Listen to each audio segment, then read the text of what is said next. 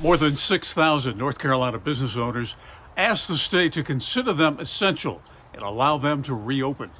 North Carolina's Department of Revenue turned down nail salons and health clubs with a firm deny when they petitioned to reopen. But other businesses that were denied found a way to reopen under certain guidelines. So we can keep the people isolated. Songbird's Bridal Consignment Shop in Greensboro has adopted safety measures for workers as well as customers. Right now, I'm doing limited hours. I'm not open my normal business hours. We've reduced them, and I'm emphasizing appointment only, and I'm asking customers to wear masks, and I'm just keeping it very small. Closed for a month by the stay-at-home order, owner Katie Stanley says she reopened last Saturday. I feel very lucky that the state was willing to trust us and trust that we could reopen with these certain guidelines and that we're going to follow them. Because, I mean, staying closed another month, could be life-changing for the business. The state also rejected a request from the owner of Hang Ups, a High Point gift shop. We are a small business that rely on our customers to be able to come into our store. Once they shut us down, we had no income at all. Co-owner Edward Coulter says he plans to reopen Saturday just in time for Mother's Day, which he says is his second busiest sales week of the year. And we rely on sales for Mother's Day to help get us through the summer, because summertime sales are a little bit slower.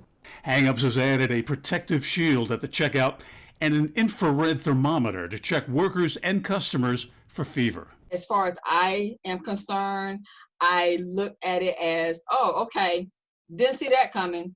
Let me see what else I can do. I'm just not letting it slow me down. The state also denied Tony Shaw's request to reopen her photography studio. She says she's now teaching photography classes online. It's been eye-opening.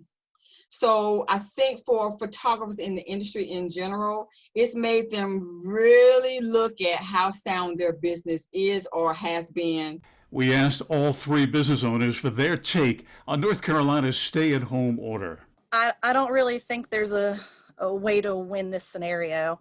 I mean, if we reopen too soon, it could make things worse. If you don't reopen, businesses can go out of business. I felt a little bit disappointed because there's a lot of businesses that were allowed to open, corporate businesses, and I'm just not sure exactly why the small business like ours was not allowed to open. It's making people slow down. Two, it's allowing people, their families, to get together and learn more about each other and spend time that's much needed with the family. Starting tomorrow, North Carolina will no longer designate businesses as essential or not. As a result, businesses that remain shut down under the stay-at-home order will no longer have the option to ask to be reopened. In Greensboro, I'm Bill O'Neill, WXII 12 News. Thank you, Bill. And if you'd like additional details about Phase 1, open up the WXII 12 News mobile app and click the story on our homepage. It explains what's new, what can open, and what must remain closed. Wear, wash, and wait. Governor Cooper says those three things will be key to reopening the state and keeping the coronavirus from spreading. If you do leave your house, you're encouraged to wear a face covering, wash your hands, and wait 6 feet apart from anyone else. Face masks are still hard to find, and local community leaders are trying to get one to the people who need them most. Our Justin Schwer's live in Winston-Salem with what's next for the Mask the City initiative. Hey, Justin. And community leaders say that the next step in this process is to make sure that people who are 65 years and older are able to get masks for free.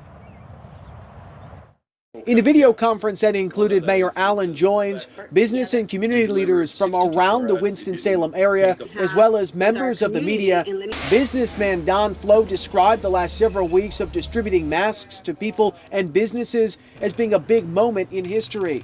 In 2 weeks, we gathered together folks in an unparalleled manner of planning, organizing, and actually realizing this opportunity. Newly released numbers from Mask the City say already more than 65,000 masks have been given out to low-income and at-risk seniors, as well as more than 287,000 masks that have been purchased by employers for their employees and their families.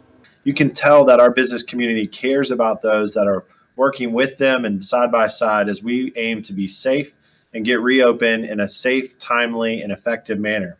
New next week, Mask the City says they will be holding a senior day throughout Winston-Salem with the goal to make sure people who are 65 years of age and older are able to get masks for free.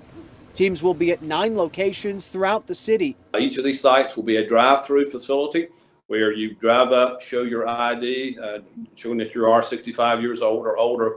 We're going to limit it to 2 masks per car and 1 mask per ID presented there. Leaders say their goal by next week is to have distributed about 390,000 masks in an all-out effort to make sure that every single person who needs a mask is able to get one. And Senior Day will take place next Tuesday, May 12th. That starts at 11 a.m. Live in Winston-Salem, Justin Schreier, WXII 12 News. Justin, thank you. A campaign to give out masks in the city of Greensboro is over. Staff from the city and the United Way of Greater Greensboro gave away 30,000 free face masks coverings in about a week's time. Organizers say this was a big step in stopping the spread of COVID-19. A few local groups are partnering up for the Randolph County Mask Making Project. A lot of folks are going to make those masks for Randolph Health, the Cancer Center patients, some of their caregivers, and first responders in the community. Organizers are hoping to make more, but they do need some help. For information on how you can get involved, look for the story on our website, WXII12.com. The man accused of causing a crash that killed a local assistant principal is now facing charges connected with her death. Winston-Salem officers arrested Richard Moore today. Investigators say he switched lanes on Liberty Street last week and crashed into the vehicle Holly Henson was riding in. She died at the scene. Henson was the assistant principal at Lexington Senior High School. Moore's charges include felony death by motor vehicle, driving while impaired, and speeding. State agents are looking into a deadly officer-involved shooting. It happened in Graham, but started in Orange County. Orange County deputies say that the whole thing started when they were told to look for a suspect's car because they believe that suspect was making threats to harm himself as well as a woman who was in that car.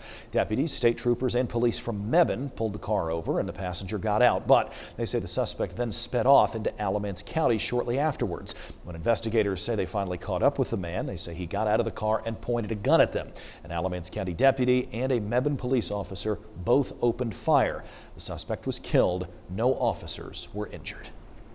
Tomorrow, Winston-Salem's going to honor the life and service of longtime council member and Mayor Pro Tem Vivian Burke.